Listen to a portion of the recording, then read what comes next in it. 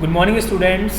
तो इस लेक्चर में हम बात करेंगे criteria for location and selection of site की। उससे पहले हम डिस्कस करते हैं कि हमने लास्ट लेक्चर में क्या बताया था। तो लास्ट लेक्चर में मैंने आपको देखो यहाँ पर बिल्डिंग्स के बारे में बताया था कि बिल्डिंग क्या होती हैं, ठीक है, इंट्रोडक्शन पार्ट क्या होता है, कंसिडरेशन क्या होते हैं। तो अपन ने पढ़ा था इसके अंदर रेजिडेंशियल बिल्डिंग कहाँ काम आती है, एजुकेशनल बिल्डिंग कहाँ काम आती हैं। उसके बाद अपन ने पढ़ा था इसके अंदर इंस्टीट्यूशनल बिल्डिंग कहाँ काम आती हैं, ठीक है। फिर हमने पढ़ा था इसके अंदर assembly building, business building, mercantile building, industrial building, storage building, hazards building. तो लास्ट में आपको बता रहा था हैजार्डस बिल्डिंग के बारे में। तो एक बार वापस देख लेते हैं हैजार्डस बिल्डिंग के बारे में, बच्चों को डाउट हो रहा था यहाँ पर। तो इस बिल्डिंग में क्या होता है, बेसिकली जो हैजार्डस प्रोडक्ट होता है जैसे केमिकल्स हो गए, ठीक है, उनका मैन्युफैक्चरिंग होता है, प्रोसेस किए जाते हैं, जो कि काफ़ी सारे क्या होते हैं, एक्सप्लोजिव होते हैं नेचर में। काफ़ी सारे इसके अंदर से आग निकलती है, पॉइजनियस होते हैं, ठीक है, इरिटेटिंग होते हैं, कोरोसिव होते हैं, ठीक है ना, और बहुत जल्दी रेडिली इग्निशन बहुत जल्दी आग पकड़ लेते हैं। तो इस तरीके के जो प्रोडक्ट होते हैं वो हमारे हैजार्डस बिल्डिंग के अंदर बनाए जाते हैं, ठीक है। फिर मैंने आपको इसके अंदर ये बताया था कि इन बिल्डिंग्स को अदर बिल्डिंग से हम दूर रखते हैं। क्यों? क्योंकि अगर मान लो लीकेज होता है, एक्सीडेंट होता है, तो अगर मान लो इसके पास ही एक रेसिडेंशियल बिल्डिंग बनी हुई है और मान लो यहाँ पर अगर मान लो कोई बॉम्ब विस्फोट होता है तो उसका इफेक्ट आपके आसपास की बिल्डिंग पर भी आएगा, जो कि हमारी बॉडी के लिए क्या होगा, बहुत ख़राब होगा, ठीक है ना। जैसे अगर हम बात करें एक इंसिडेंट की, तो बच्चों मैं बता रहा था आपको, जैसे आपने पढ़ा भी होगा भोपाल, जो अपनी भोपाल कांड हुआ था, भोपाल गैस कांड हुआ था जो कि 1984 के अंदर हुआ था, ठीक है।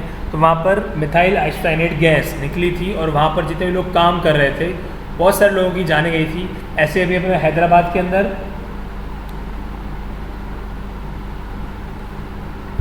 जैसे लास्ट ईयर 2020 के अंदर हैदराबाद के अंदर भी ऐसा आपने सिनेरियो देखा था, ठीक है। वहाँ पर भी इंडस्ट्री के अंदर मुझे गैस का नाम नहीं याद रहा, बट गैस के कारण काफ़ी सारे विस्फोट हुए थे, ठीक है।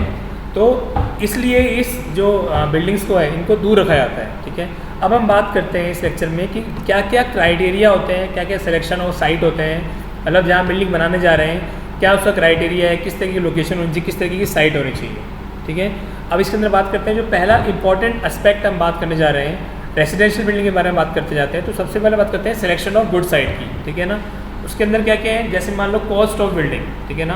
कॉस्ट ऑफ बिल्डिंग डिपेंड करती है अपने फंक्शनल यूटिलिटी पर। मान लो आपको एक रेसिडेंशियल बिल्डिंग बनानी है 2 फ्लोर्स की और आपने उसके अंदर एक लिफ्ट खड़ी कर दी, तो उस लिफ्ट का फ़ायदा नहीं है। लिफ्ट कहाँ खड़ी होती है, जहाँ पर आपके पास कम से कम 4 फ्लोर्स तो हों। आपने 2 फ्लोर्स के लिए आपने बिल्डिंग बनाई और लिफ्ट खड़ी कर दी, तो आपने इकोनॉमिकल क्या कर दिया, महंगा कर दिया, ठीक है। तो आपका पर्पस क्या है बिल्डिंग बनाने का, वो बहुत इंपॉर्टेंट है, ठीक है ना।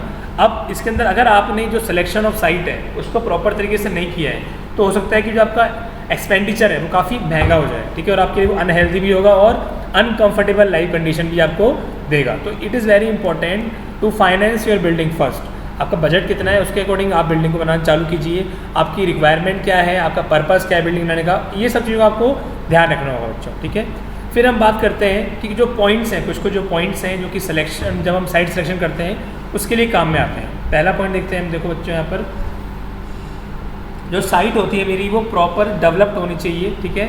मतलब आगे आने वाले टाइम में उसके अंदर डेवलपमेंट का पूरा क्या होना चाहिए, फ्यूचर होना चाहिए। ऐसा नहीं है आपने बिल्डिंग बना दी, बिल्डिंग बनाने के बाद आप रह भी रहे हैं, लेकिन आफ्टर 50 ईयर्स उस बिल्डिंग की जो कीमत है, मान लो आपने 15 लाख की बिल्डिंग बनाई, 15 लाख इन्वेस्ट किया, आगे आने वाले 20 साल बाद अगर उसकी बिल्डिंग की 15 लाख ही रही तो इसका मतलब फ्यूचर में उसका स्कोप है ही नहीं हो सकेगा, या फिर उसका पैसा और कम हो गया, 12 लाख ही हो गया, तो इसका मतलब वो फ्यूचर स्कोप के अकॉर्डिंग वो बिल्डिंग सही नहीं है, ठीक है। मान लो आपको कहीं और मूव ऑन करना है, आपको उस बिल्डिंग को बेचने के जाना होगा, तो आप जब बिल्डिंग बेचने जाएंगे तो नो डाउट जब 15 लाख लगाए हैं तो आप चाहेंगे कि एटलीस्ट 30 से 35 लाख तो आपको मिले। तो ये बहुत इंपॉर्टेंट होता है कि उसका फ्यूचर स्कोप है या नहीं है। फिर हम बात करते हैं कि जो बिल्डिंग का जो सॉइल है, जो सॉइल बनाने जा रहे हैं उसका जो स्टार्टा है काफ़ी हार्ड होना चाहिए, एक पर्टिकुलर रीजनेबल डेप्थ में होना चाहिए। तो जब आप सॉइल इंजीनियरिंग पढ़ेंगे तो वहाँ पे आप देखेंगे कि हार्ड स्टार्टा क्या होता है, ठीक है ना। फिर हम बात करते हैं कि जो फैसिलिटीज़ हैं, जो कि ट्रांसपोर्ट फैसिलिटीज़ हैं, जैसे मान लो आपकी रेलवेज हो गया, बस सर्विस हो गया, ठीक है, जहाँ से आप ऑफिस जा रहे हैं, कॉलेज जा रहे हैं, मार्केट जा रहे हैं, फैसिलिटीज़ अवेलेबल है या नहीं है। मान लो फैसिलिटीज़ ही अवेलेबल नहीं है तो आपके पास क्या होगा, तो फैसिलिटीज़ अवेलेबल नहीं है तो आप कहाँ तक, मान लो आपके पास व्हीकल भी नहीं है तो आप कहाँ तक पैदल चल के जाएंगे, ठीक है ना। तो नेक्स्ट पॉइंट की बात करते हैं इसके अंदर सिविल सर्विसेज, जैसे मान लो वाटर सप्लाई हो गया, ड्रेनेज सर्विस हो गया, टेलीफोन्स लाइन हो गई, इलेक्ट्रिक लाइन्स हो गई, ये सारी की सारी आपके जहाँ पर भी आप बिल्डिंग बनाने जा रहे हैं उसके बिल्कुल पास होना चाहिए, ठीक है ना, जिससे कि उस सर्विस को आप ऑब्टेन कर सकें। इसमें एक्स्ट्रा कॉस्ट आपको नहीं देनी है, क्योंकि ये क्या है, बेसिकली सिविल सर्विस है, ये हर इंसान को दी जाती है by the government, of the particular state. फिर हम बात करते हैं इसके अंदर जो आपकी साइट है वो बिल्कुल रोड के नियर होनी चाहिए, ठीक है ना। अगर रोड के नियर है, सॉरी रोड के नियर नहीं होनी चाहिए, अगर वो रोड के नियर है तो क्या होगा, काफ़ी सारा ट्रैफिक होगा, ठीक है ना, बहुत सारी आवाज़ आएगी। इसलिए आपको जो घर है वो रोड से थोड़ा दूर होना चाहिए। अगर आपका घर, मान लो आपका घर जो है वो इंडस्ट्रियल एरियाज़ के जस्ट पास है, तो क्या होगा, तो काफ़ी सारी आवाज़ क्रिएट होगी, आप परेशान रहेंगे, उससे अनहेल्दी कंडीशंस डेवलप होंगी, ठीक है ना।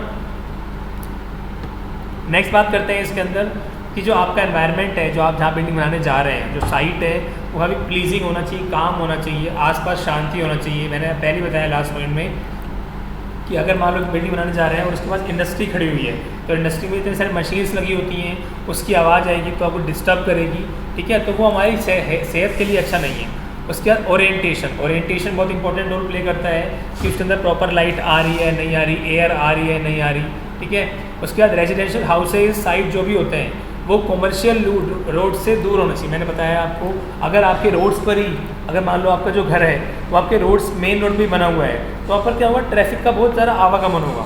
आवागमन होने से क्या होगा, आपको बहुत डिस्टर्बेंस होगा, आपके बच्चों की पढ़ाई में बहुत डिस्टर्बेंस होगा, आपका जो भी आप काम करते हैं कंसंट्रेशन नहीं बैठ पाएगा। तो ये बहुत इंपॉर्टेंट पॉइंट है इसके अंदर, ठीक है ना। तो जो हमारे रेजिडेंशियल हाउसेज होते हैं वो हमेशा कमर्शियल रोड से क्या होना चाहिए, दूर होना चाहिए। उसके बाद हम बात करते हैं ग्राउंड वाटर टेबल की। तो ग्राउंड वाटर टेबल क्या होती है, ये आप जब आप वाटर रिसोर्स इंजीनियरिंग पढ़ेंगे तो उसके बारे में प्रॉपर स्टडी करेंगे, बट अभी फ़िलहाल आप ये याद रखिए कि ग्राउंड वाटर टेबल जो है वो हमारी रीजनेबल डेप्थ पे होनी चाहिए, ठीक है। मैं बता देता हूँ आपको ग्राउंड वाटर टेबल में मतलब क्या होता है कि ये वो लेवल है कि इसके नीचे ओनली एंड ओनली आपको पानी मिलेगा, उसके नीचे आपको कुछ भी नहीं मिलेगा, ना आपको सॉलिड मिलेगा, ना आपको गैस मिलेगा, ना आपको मैटर मिलेगा। ओनली एंड ओनली वो लेवल ग्राउंड का कि इसके नीचे आपको ओनली एंड ओनली क्या मिलेगा, पानी मिलेगा, ठीक है।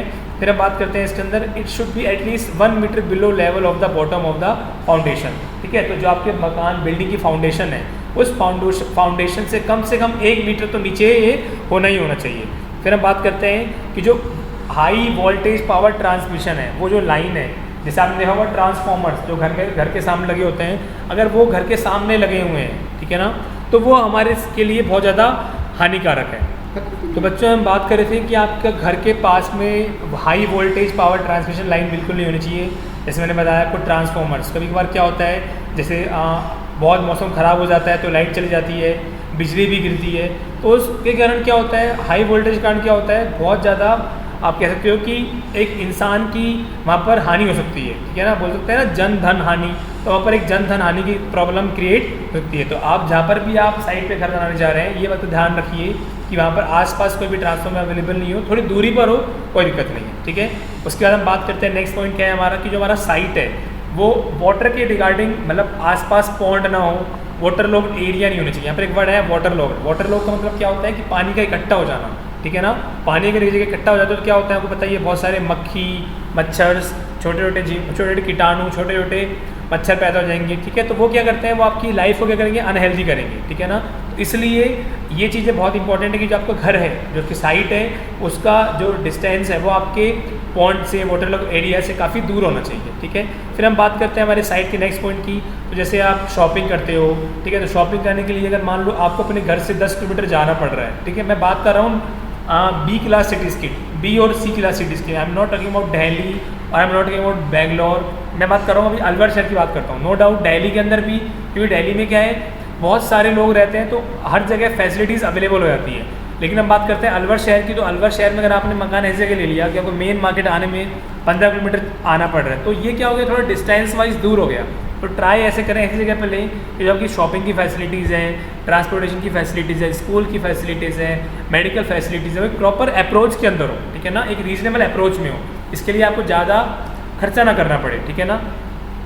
फिर हम बात करते हैं बहुत इंपॉर्टेंट एंड लास्ट पॉइंट है हमारा मटेरियल, कि जो मटेरियल हम यूज़ करने जा रहे हैं, जैसे ब्रिक्स हो गया, टिम्बर हो गया, स्टील हो गया, ठीक है, उसके बाद वाटर हो गया। तो ये सब कुछ जो मटेरियल है, सब कुछ जो वो हमारे पास अवेलेबल होना चाहिए जब आप मकान बनाने जा रहे हैं। ऐसा नहीं है कि आपको इन चीज़ों को लेने के लिए काफ़ी दूर जाना पड़ रहा है, या फिर आप चलो दूर जा भी रहे हैं तो इनकी जो कॉस्ट है वो काफ़ी महंगी है।